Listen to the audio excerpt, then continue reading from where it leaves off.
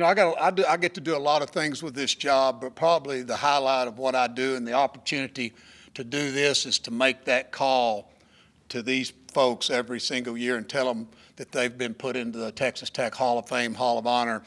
And this year, and a lot of times I do it myself, but I thought there was such a tie this year that I had the opportunity to go up to Coach Kitley's office, and actually Coach Kitley made the call to Jonathan Johnson. And it was one of the most moving and inspiring things that I've had to do in this job. Is I heard Coach Kitley and Coach Johnson talk to each other, and they put it on speakerphone, and I got to listen to it. And that moment is very, very special, and I know it meant a lot to Coach Kitley, but it's really cool and really neat to be able to make that call to tell these folks that they've been put into the highest level. Rodney, this is indeed a special day for me. When you came to my office and then told me that Jonathan Johnson had been inducted, it just thrilled my heart. What's special, too, is his first opportunity that he could go in. And, when I came here, somebody told me, we couldn't win at Texas Tech. Well, I knew we had to get somebody like Jonathan Johnson. And he was a tremendous athlete out of Abilene High School. I had just left Abilene Christian, and I had him in summer track programs when I was there. And lo and behold, he decided to come with me to start help building this thing at Texas Tech. I could not even begin today to tell you what he's meant to our program. He started it all off. We had some great ones that were here, but he's the one that really got us kick-started. It was mentioned by Geo. He's the first male Olympian, to go to the U.S. Olympics for Texas Tech. He also is the first NCAA champion from Texas Tech on the male side. One thing is Coach Hayes said about a team. You people that know a little bit about track, in his 4 years for me, he ran 16 times 44 split on the 4x4 relay team. And it was always less than an hour after his 800 meters. And if you understand track, that's an incredible feat. It just told you that he would go to war for me anytime. I can't tell you, on my hand in 5 years that he was here, when I even coached him in the pros, he didn't have 3 workouts that weren't exceptional. He came to practice every day, and he made the climate. And that's why our whole people started rallying around him. I wrote a couple of things down, and this picture pretty much says it all. JJ will always be remembered for that. But I got to tell you a quick story, because Geo only gave me just a few minutes here. He is a junior in college. We just finished our junior year. We're at the Olympic trials in Sacramento. And we've gone through 2 rounds. You have to run 3 rounds in the 800 to go to the Olympic Games. And we got 4th in the first round, and only top 4 get to go to the next round. Then we got 2nd in the next round, and we're in the finals. And we're warming up on another track in the back, and I can just see it. Pressure is just eating him up. And I can tell we're about an hour from race time. But I just went over there and I grabbed a piece of paper, just ripped it out of my notebook, and I have kept this ever since 2004. And I know you can't see it, but I just wanted to calm him down, so I just draw a circle of a track, and I said, get over here. I want you the first 200, I want you to hit 25 seconds. At the 400, I want you to be 51. And then I want you at the 500 to take off because you're running against 30-year-olds. And I want you to leave. I want you to get away from them because they're going to really finish strong. We're going to be about 117 flat at the 600, and then you bring it home. And look at me. When you cross that line, you give me a guns up. Well, you can go look at the record of the race. He's 25.3. He's 50.8 at the 400. He was 117 flat. He left them at the 500, and he held them off at the finish line. And lo and behold, how he ever remembered to give those guns up, because I was just trying to make him relax. And he gave me a guns up. I almost felt like he memorized this sheet. This sheet is unbelievable special to me, and probably the most incredible thing as a coach that I've ever been able to accomplish with a guy doing exactly what you ask him to do. I am telling you, he is thrilled to be inducted with this group. There is nobody more honored to be a Red Raider than him, and I'm just so proud that y'all have given him this honor. I want to thank everybody that was a part of that to put him in here. He'll be seeing you in November. Josh Barr. You know, baseball is a game of numbers, and they say numbers don't lie. And you look at Josh's numbers, one of the best hitting catchers we've ever had at Texas Tech, a switch hitter, hit with power, hit a lot of doubles, a great receiver. We had some really outstanding pitching performances while he was here. And you look at those numbers, and then one number that I like is the team numbers while he was here. I think we won 46, 42, and 40-something the 3 years he was here. That's the numbers I like. And you can't have a great team without a great catcher, and we had that with him. You know, he's a member of the USA team. He was recognized as, you know, just one of the top players in the country. He's had a good pro career and all that. And he was All-American, as I said, for 2 years, and he's also on the freshman All-American team, so he's All-American all 3 years. But what I like best about him, he was an All-American person. He's even a better person than he was player. He was a great leader here, and he's on a team that had several. In fact, we have 2 of his teammates already on it, Joe Dillon and Shane, what's Shane's last name? Goodness. Shane Wright. 72 years, it's tough, fellas.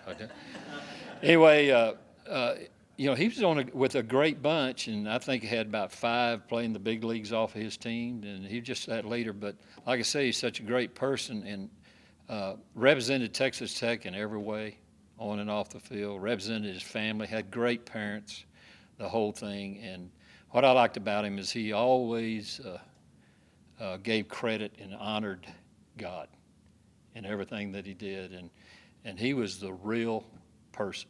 Not only a great baseball player, but a great person, and you can't go wrong putting Josh Barr on your team, and I look forward for him being here just in every way an All-American, and thanks for putting him on. Ted should not even have been here.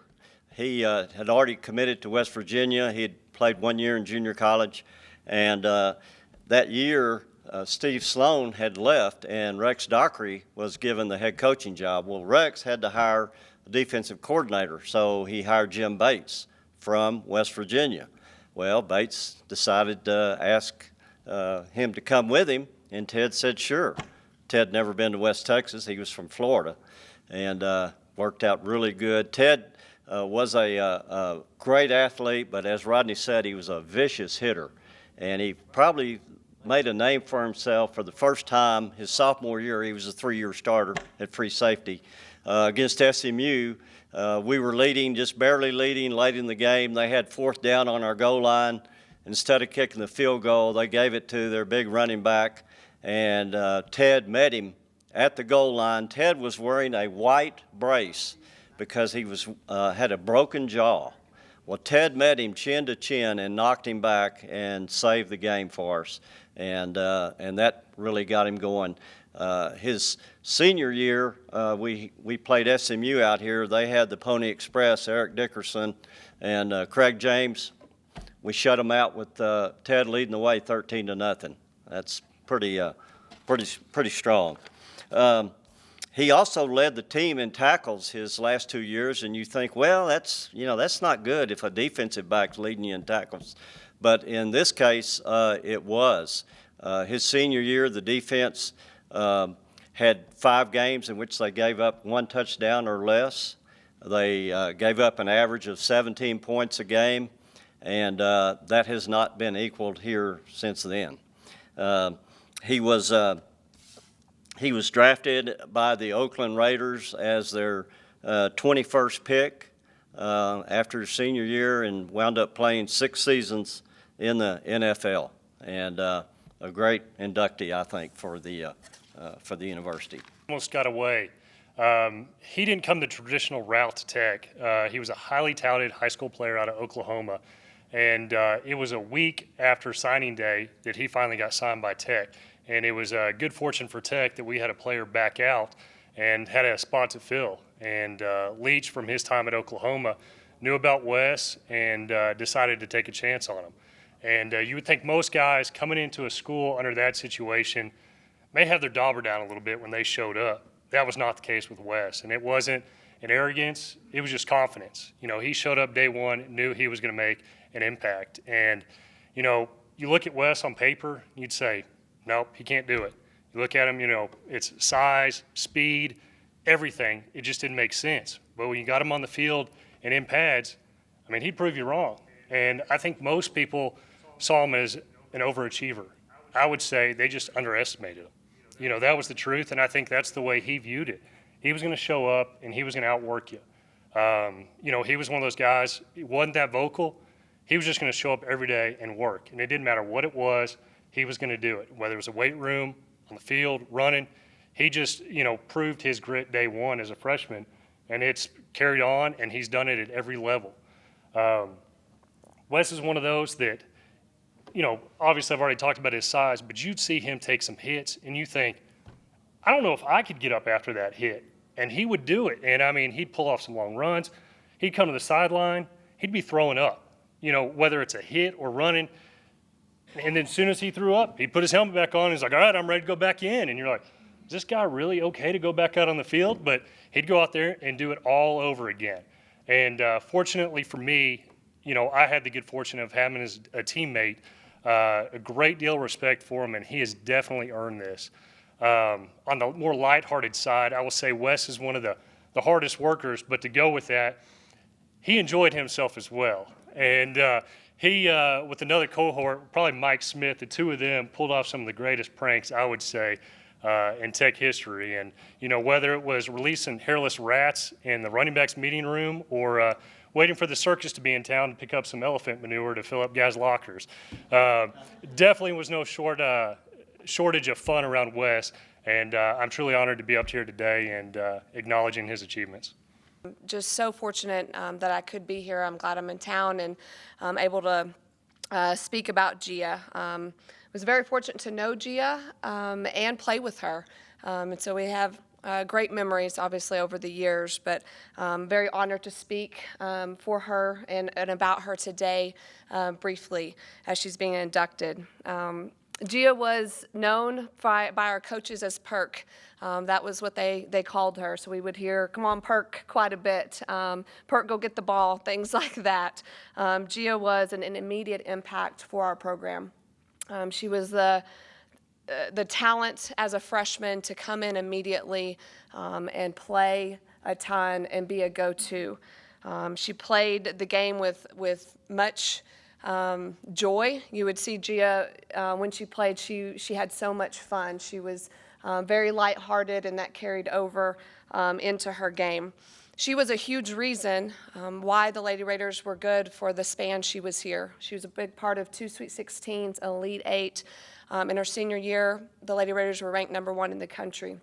And again, she was one of the main reasons. They had a great team, but Gia was asked to do a lot.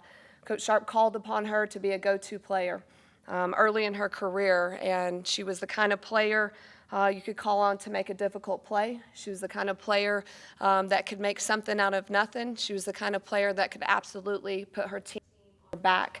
She had that kind of talent and that kind of presence about her on the floor.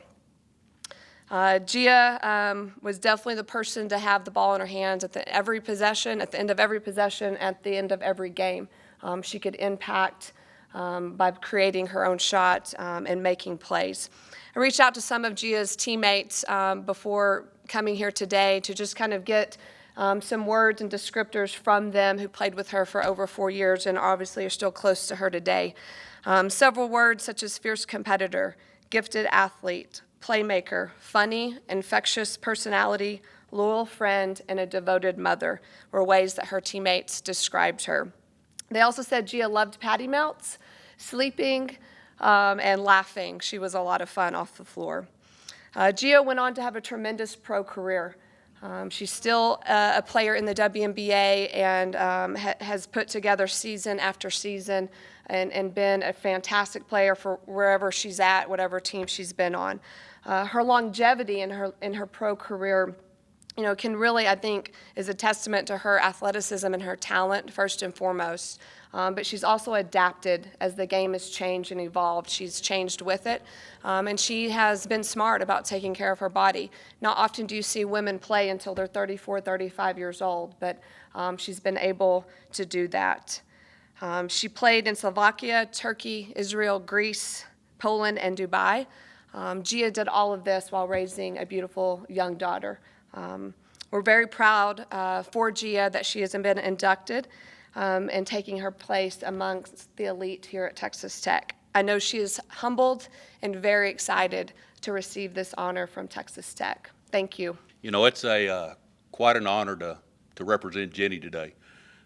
Jenny, you know, I started in 1990, and at the time, Jenny's responsibilities were to assist us in whatever we needed as assistant coaches. She had all the assistant coaches, and there were 7 of us at the time that she helped out, and that included, you know, game plans, scouting reports, practice schedules, anything like that.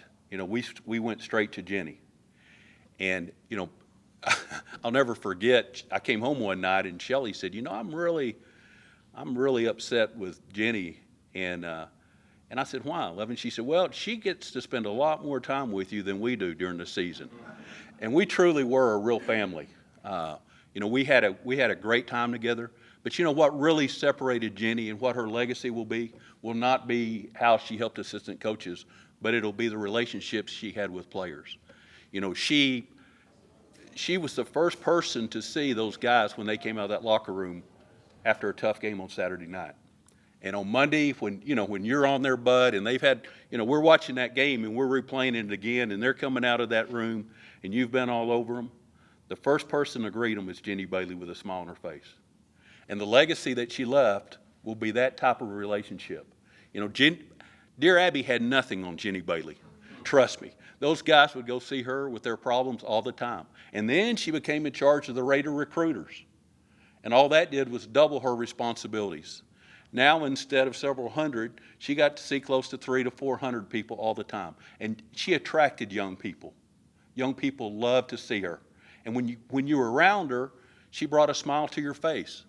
You know, I'd have players call me all the time, and after I was out, and the first thing they'd say is, "How's Miss Bailey doing?" And that's what type of impact Jenny Bailey had on all of us. You know, her legacy will be the relationships that she had, and I can't think of anybody that deserves to be more in the Hall of Honor than Jenny Bailey.